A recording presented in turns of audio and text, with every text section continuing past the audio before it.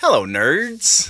Thank you for watching Generally Nerdy. This is your week in Nerdom for October 18th, 2019. In today's episode, there's a lot. We've got some new music announcements, some new music videos, more specifically. All that in TV news. We've got a Studio Ghibli announcement in movie news. We've got some gaming trailers and comic book updates, and we've got a huge episode. So without any further ado, let's jump into the intro.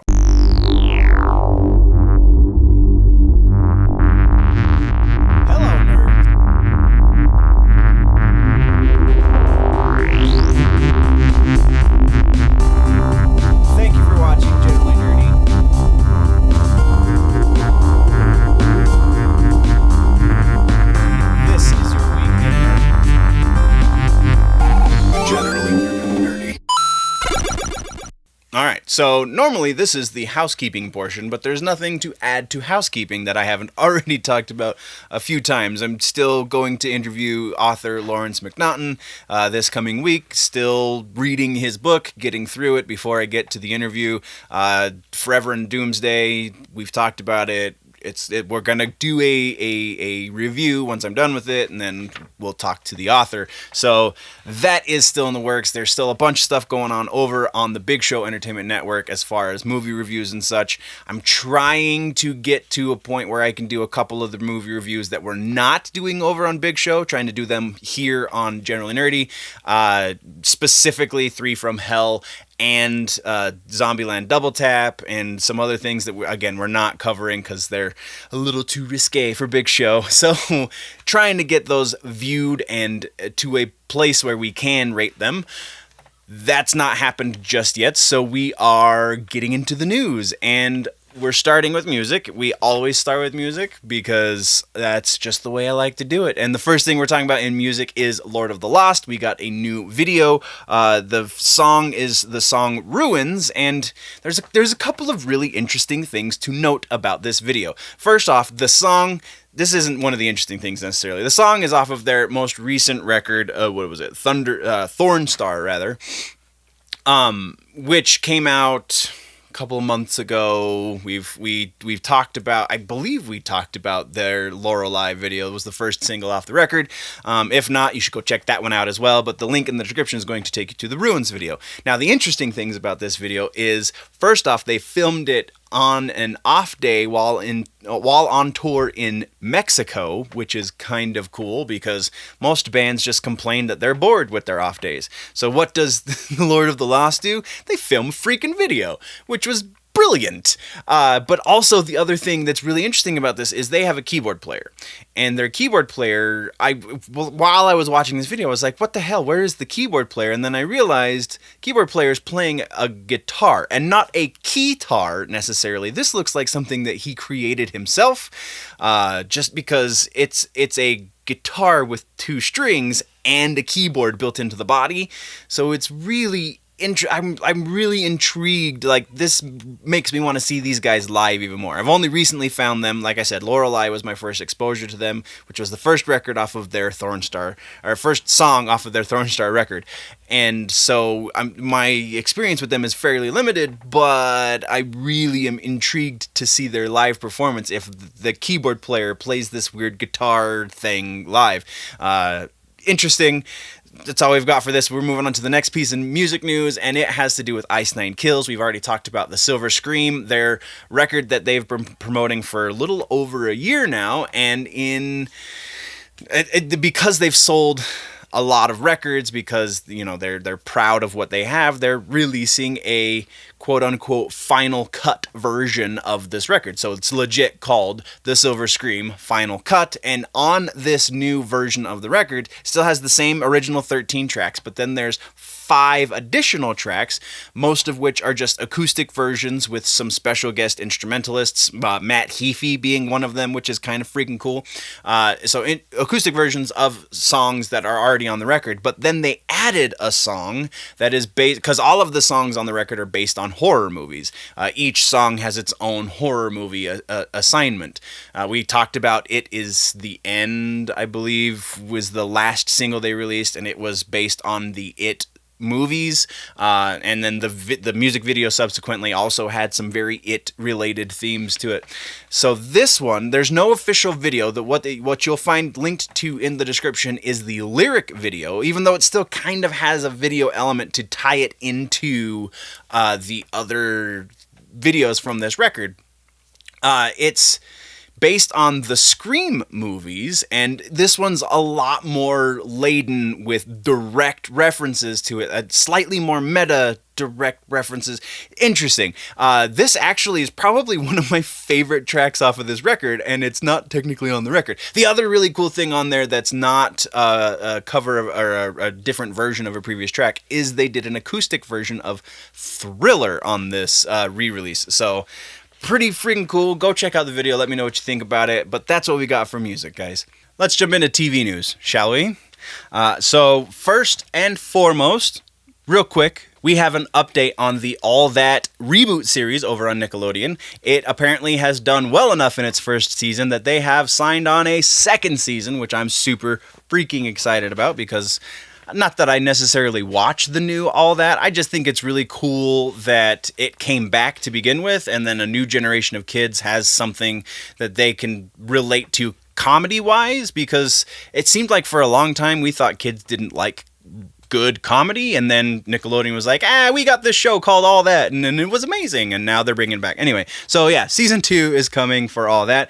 We have next is an interesting one. We have Kurt Sutter. If you don't know who that is, he is the showrunner, or was, I should say, the showrunner for the Mayans Motor Club, Mayans MC over on FX. He also did the Sons of Anarchy show. He was also one of the actors in Sons of Anarchy. I don't know if he's been in Mayans because I haven't been watching Mayans. I got really disinterested about 3 episodes in and was like, this isn't quite as good.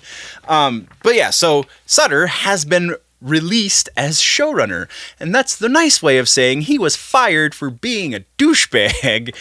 No specifics on exactly what got him fired, but rumors have it that he's kind of a dick on set, and there were a lot of blow-ups, and there were a lot of fights, and then finally the powers that be were just fed up. Just, you know what? Have a good one, man. We'll see you in the next one. Interesting. It's interesting to see. I wonder what that is going to do to the show, if anything, because we didn't talk about it in the last episode, but while I was doing research for the previous episode of Your Week in Nerddom and the Nerd News headlines, he was talking about potentially leaving anyway. So is this kind of was he preempting the firing by saying that, or was he just aware that people didn't like him, so he's like, okay, maybe I should leave?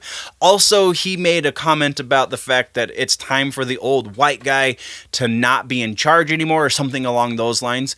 So interesting that this is the fallout now, that he was actually fired and he didn't quit. So very, very, I don't know what to make of that. But next we have a new trailer for The Witcher over on Netflix. Still no release date, but we do get to see a little bit more of the world in which they are trying to recreate a little bit from the game, but mostly from the books. So go check that out. Link is, as always, is in the show notes, description, whatever. And that is what we have for television news. So let's move over to movie news.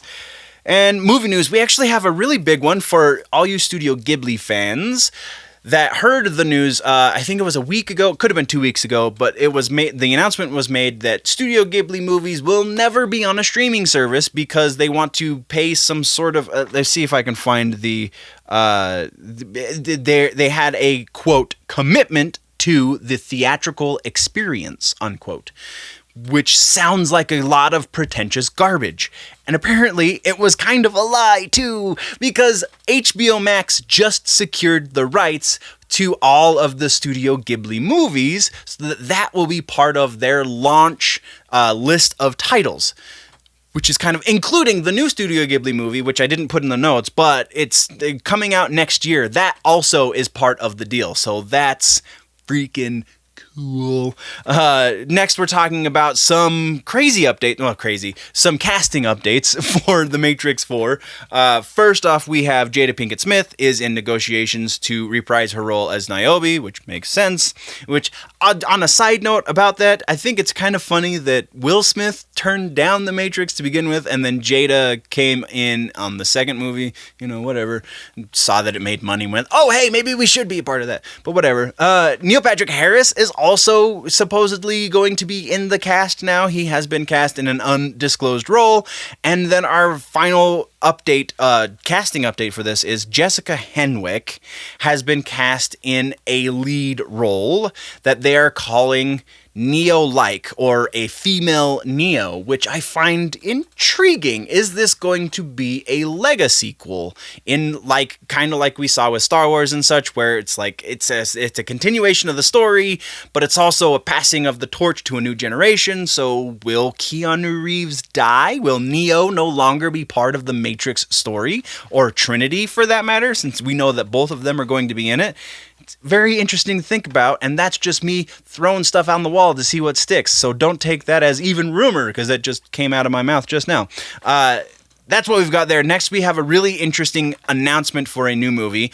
John Krasinski will be writing, directing, and starring in a movie called Imaginary Friends with Ryan Reynolds.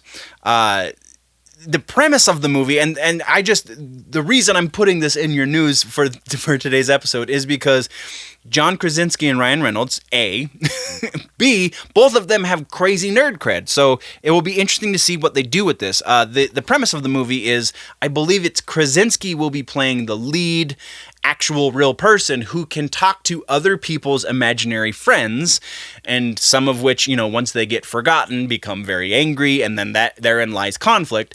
And then presumably Ryan Reynolds will be one of those imaginary friends, very likely not going to be the villain of the movie, but also potentially could be the other way around. Maybe Krasinski's the imaginary friend and Ryan Reynolds is the real person. I couldn't really make out that detail. All I saw was that was the premise, and one of those two guys is going to be the real person lead, and one of those two guys is going to be the imaginary friend lead. So that sounds like crazy fun, and if Krasinski's on the task of writing and directing, then it'll also look fantastic and be very well directed. So there you go. Next, we have a real quickie update for the Addams Family animated movie. I know it's already come out. I have yet to watch it, sadly, though apparently I'm one of the minority because it's done so well that MGM has already signed on to do a sequel and already given us a release date for the sequel. So the release date will be October 22nd of 2021, which means they are already very heavily in production on it. So the fact that it did well was just a bonus, because if they're announcing it to be 2 years out, digital animation takes significantly longer than that, at least a year longer than that by most assumptions. So that means they've at least been in some form of production for at least 6 months or so on the sequel to this. This feels like another extension of the TV stuff where we get season 1 announced, and then before season 1 airs, they say, oh yeah, and by the way, we're doing season 2 because we know you're going to love season 1. This is kind of the same thing, only in movie form, right? But is that a bad thing? I don't know. I haven't seen it yet. We're moving on. Next, we are talking about The Batman, and there's been a couple of updates since last we spoke. First of which being that Zoe Kravitz has been officially cast as Catwoman. That is correct. Zoe Kravitz has been the one that they have offered the role to, and she presumably has taken it because she's been congratulated by Jason Momoa and just the people.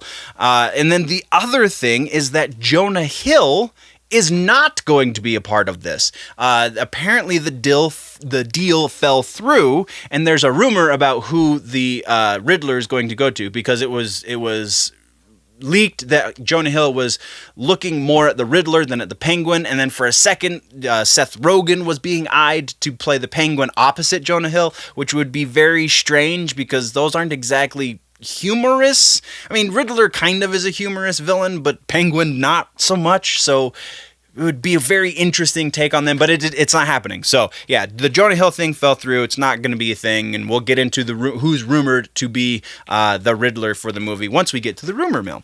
But that's what we've got for Batman. Next, we have a quickie update for The Craft. That's right, that 90s reboot that just because that's all the rage right now, and the 90s are very strong with this reboot because David Duchovny, Fox Mulder, has been cast, and they don't know, they didn't say specifically what for, but he is going to be in the movie, presumably, probably as like one of the dads to one of the girls in the Coven, because that's kind of, there was a minor role that was a dad or a mom or something from the original 90s movie. If you have no idea what I'm talking about, go watch The Craft. It's not horrible cinema, but it's definitely not great either. And then we have an interesting update from the MCU camp as it pertains to Edward Norton. Edward Norton did an interview with Games Radar saying that he can see himself coming back to the MCU, which is really just him saying, I screwed up by burning that bridge, and now I want to come back to the MCU. And his idea was that he would like to come back as potentially a bad guy, or a baddie, quote unquote, as he put it. So that is very interesting thought. And that's how I'm going to end the movie section, is I'm going to pass off to you guys. Who would you like to see Edward Norton play villain-wise from the Marvel comic book universe? Because basically, Disney owns about 90% of the Marvel comic book universe now.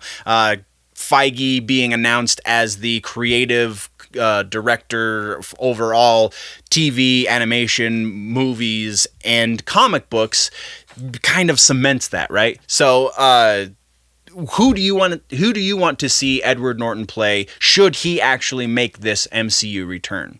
Now we're diving into gaming news and Fortnite. Like I said, we're following up. So, following up to Fortnite, now we are in Chapter 2. And Chapter 2 is just a redone map, just like we thought it was going to be. You can see on your screen right now the difference in the geography, very interesting. Where that giant meteor was hanging over the map is now an island that has... Interesting. So the biggest point about this that I think is the most interesting, because apparently I can't stop using that word right now, is the fact that this map was leaked back in September, back at the over a month ago. It was dismissed everywhere that people would, because somebody found it and they said that they got it from a friend, quote unquote, of theirs from the Fortnite team. And people were like, that's fake. Oh, that's garbage. That's fake. That's garbage. And so it was being billed as the fake map for Season 11. And then it got leaked again by a data miner, somebody who went into the code and said, oh, wow, I found this thing, and this is the new map. And people were like, no, we've already dismissed this as being fake, so you can't go in and find it in the game code and tell us that it's the new thing, because we've already said it's fake, so it must be fake. And then it happened, and people went, oh, you mean that map? Oh, okay. So, yeah, new map on Fortnite. That's what the end event was all about. So, there you go. I have two pieces, and they're both RPGs, and they're both kind of sort of related to Obsidian, and also kind of sort of related to Bethesda. So we'll get it. So first off, we have the official launch trailer for Outer Worlds, which I'm extremely excited about this game. I haven't been excited about an RPG like this since Fallout 4, which was, 4 years ago now, so it's been a little while, and with the advancements in what they can push the graphics engines on the Xbox One and the PS4, it looks amazing. I'm sure the footage that is in the trailer is taken from the Xbox One X, so it's not exactly what I'm going to get out of my machine, but still, it's amazing. This game just continues every little bit that we get, including the 20 minutes of gameplay that we got a couple of weeks ago. We didn't talk about it on the show because it was just, hey, watch this guy play 20 minutes of Outer Worlds. I'll try and see if I can find the link to that. If you do want to watch it, then definitely do that, because this game is amazing. But the more I see this game, the more excited I get about it. So that's what we've got there. Go watch that trailer. Let me know what you think. Does this increase or decrease the hype? Let's have that conversation. The other thing we're talking about is Fallout 76. Now, we've talked previously about the fact that they're going to be introducing NPCs into the world of Fallout 76, because right now, human NPCs, I guess I should clarify, because there are robots and there are the other creatures and things in the wasteland in Fallout 76, but there are no human NPCs.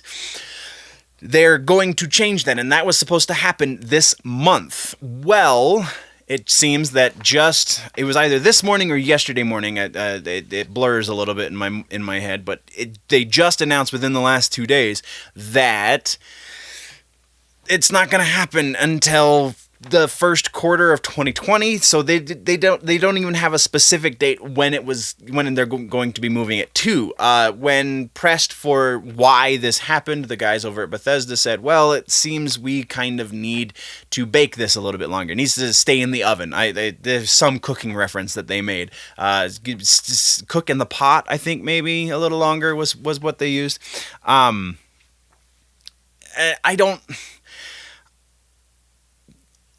I think it's not the NPCs that are doing this to the release. I honestly think it is the private servers that are doing this. Because they're going to be adding more missions, and they're going to be adding a bunch of side stuff, absolutely.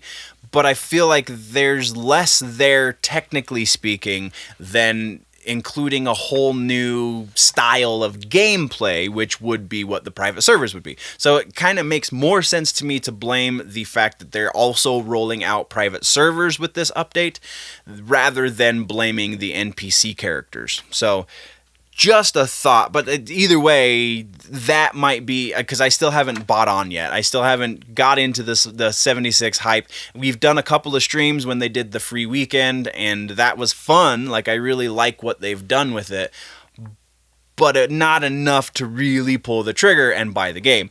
However, with the inclusion of private servers and NPCs, that might be enough to tip me over. So we'll see. We'll revisit this when it actually launches. Again, first quarter of 2020, so anytime between the New Year's Day to the end of March could see the release of this NPC update. The Wastelanders update, I believe is what they're calling it. But that's all we have for gaming news. Let's kick over to comic books. And we've got some big ones in comic books. We got our first view of the James Tynion IV and Tony S. Daniels Batman books. We got the solicitations for them, which you're looking at the cover art on the screen right now. I'm super excited. Honestly, Tony S. Daniels is one of my favorite Batman artists, and James Tynion IV, while he has never written specifically the Batman book, he has written Detective Comics, and that was some of the greatest Batman. I really love Tynion IV. I love what he's done with the character in Detective Comics. Sorry, first day with the new lips.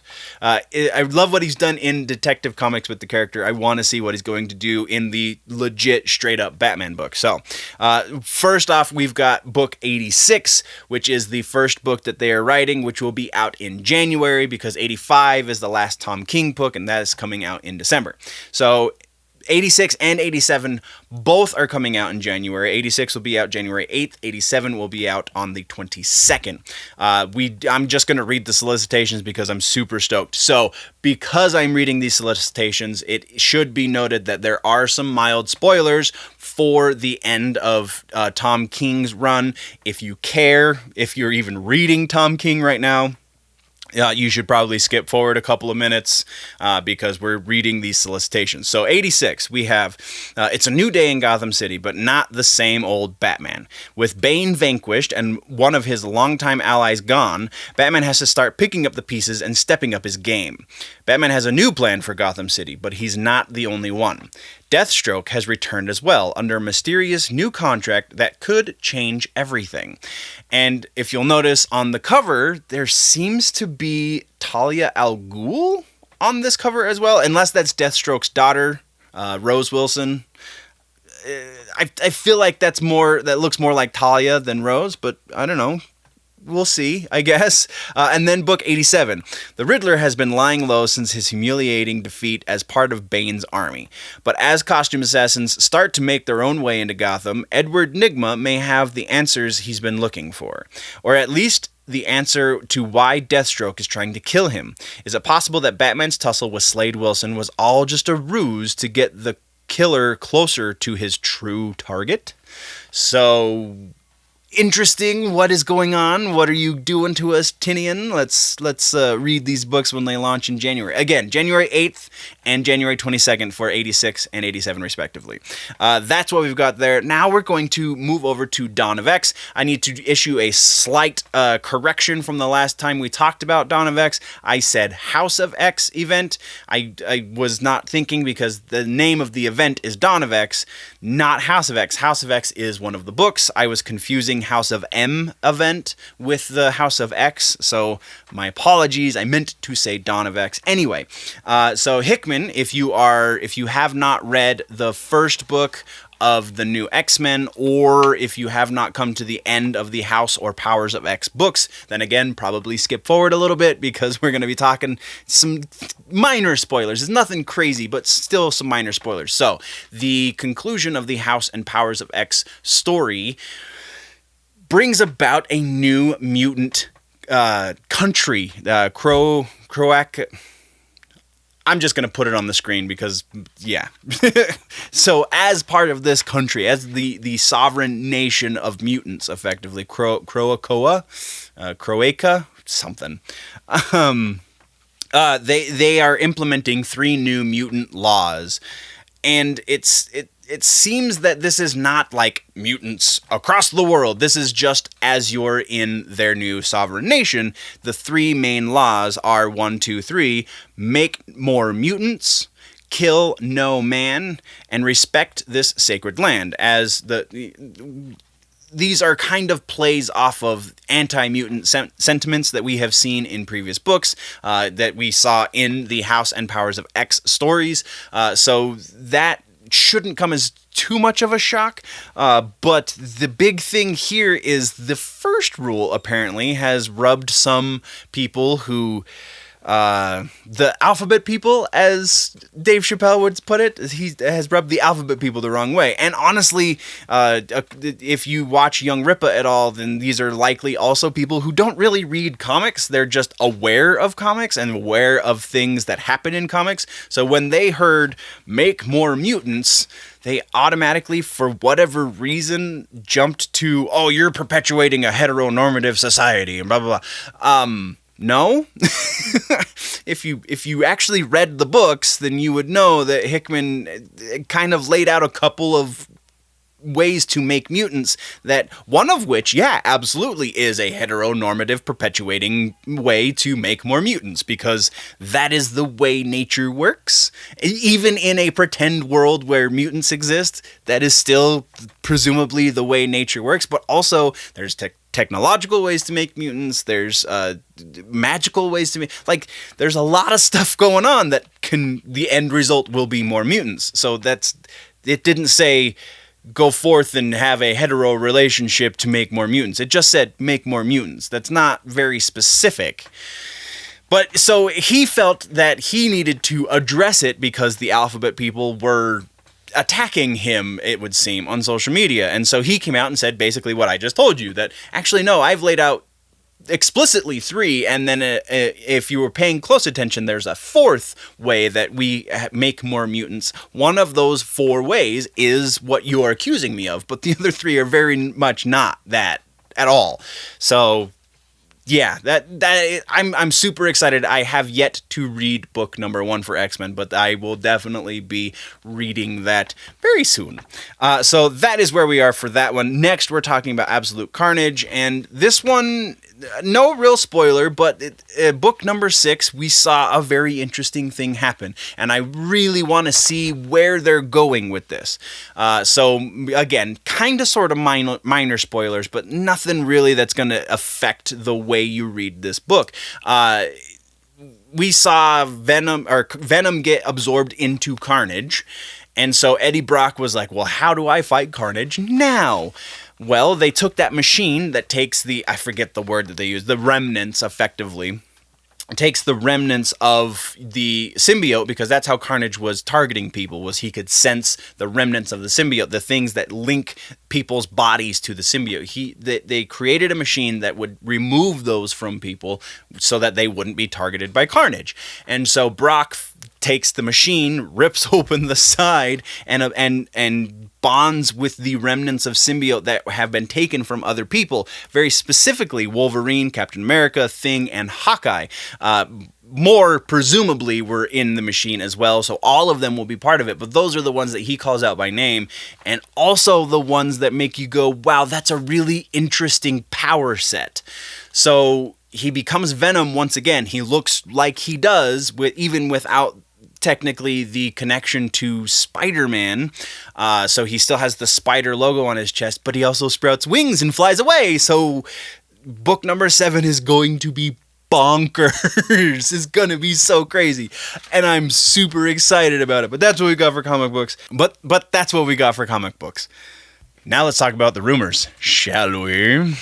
Rumor mill is actually, like I've said, I think this might be the biggest rumor mill we've ever had. So first we have an interesting picture from the set of the Suicide Squad, the James Gunn Suicide Squad.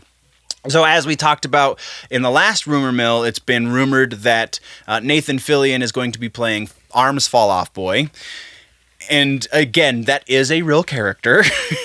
But now with these images that have leaked, people are saying, no, he's going to be playing Blackguard.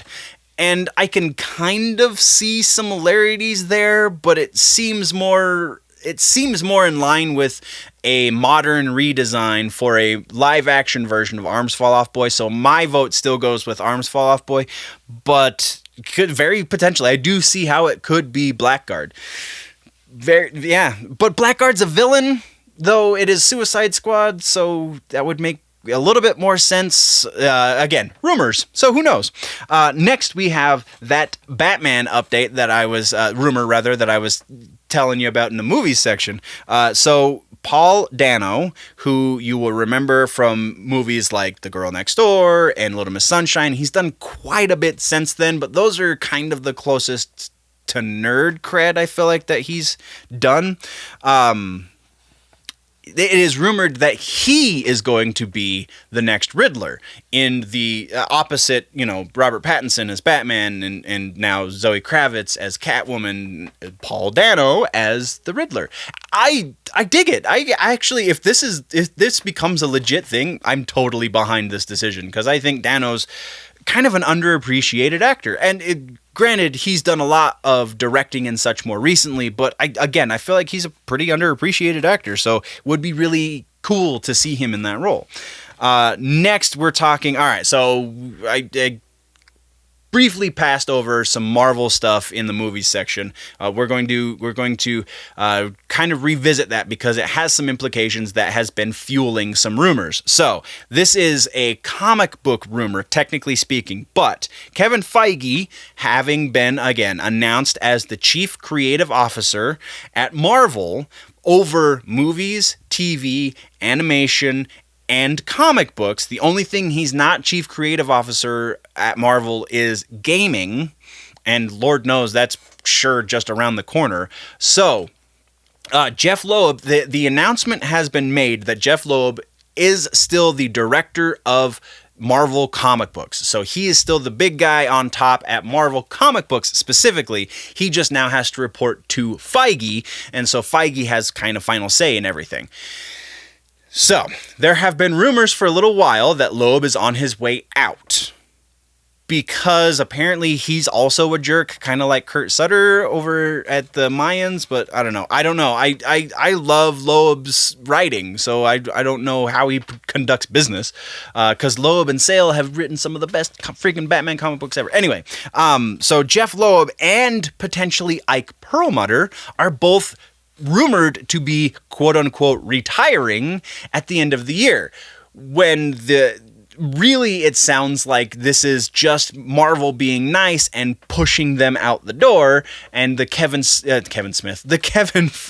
announcement is just the front end of them announcing their quote-unquote retirement. So, yeah, very, very interesting. And then there's another MCU rumor that is claiming, again, because Feige is the man on top, that the comic books are now also going to become much more similar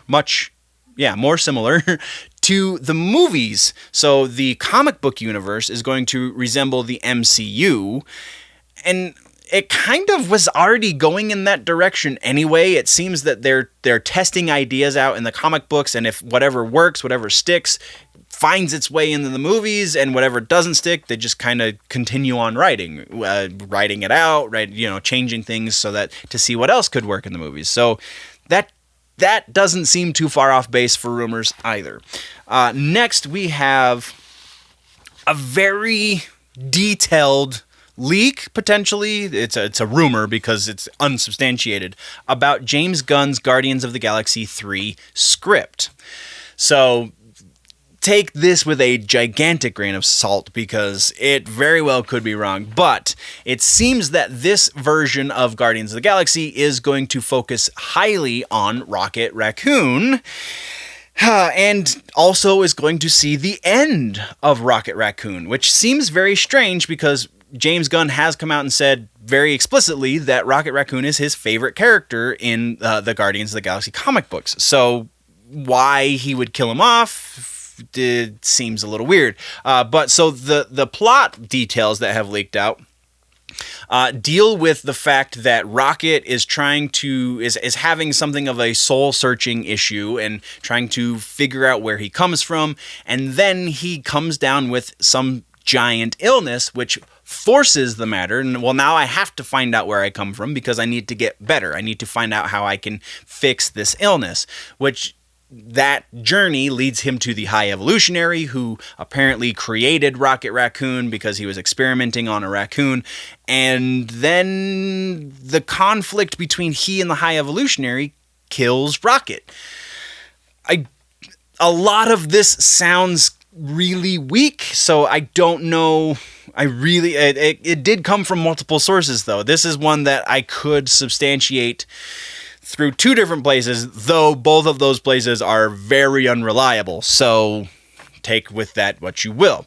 We are now moving over to Venom 2, and there has been apparently a rumor that we will be seeing not only Carnage as the villain in Venom 2, but also Shriek. Because we do know that Venom 3 is reportedly going to be, in some part, the Maximum Carnage storyline. It does make sense that they would introduce Shriek in this movie, in the second movie, because then they would be gearing up for that third movie, right? So if that is the case, it makes sense, but it sounds like, according to this rumor, that she is going to be a major player in this movie and not just introduced kind of in passing like you might expect as they're gearing up for a third movie. So very interesting. Again, Shriek comes from the Maximum Carnage story in the comic books. That was where she debuted back in the 90s. So it sounds like they're trying to get a little bit closer to the source material, even though at the base it is inherently flawed because there's no Spider-Man in this universe yet, so whatever. Next is another potential leak, and this one's kind of hard to tell because the image quality sucks, but is this the redesign for Sonic? Could be. If you're just listening to audio for this episode, then definitely you don't know what I'm talking about. Right now we are looking at the image of what looks to be more game accurate and also animated series accurate version of Sonic, but still has that furry kind of feel to the way it looks. So it might be an accurate leak. It might be just somebody having fun with Photoshop. I don't know, but it is potentially if this is the way he looks now, it definitely looks better because it is not the craziness that was that first design. And also kind of touching on because I wasn't really in full swing when that whole debacle fell out. The craziness about his teeth, like, did you guys watch the animated series? He had human-like teeth in the animated series.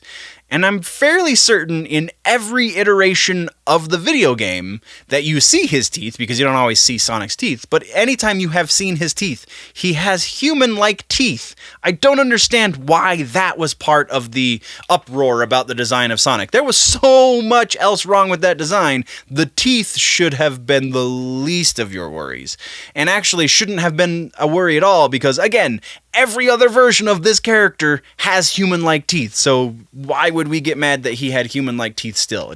Whatever. So yeah, but potentially the Sonic redesign has leaked, and it looks good. If this is legit, this is much more in line with what we expect out of what that character should look like. What is next?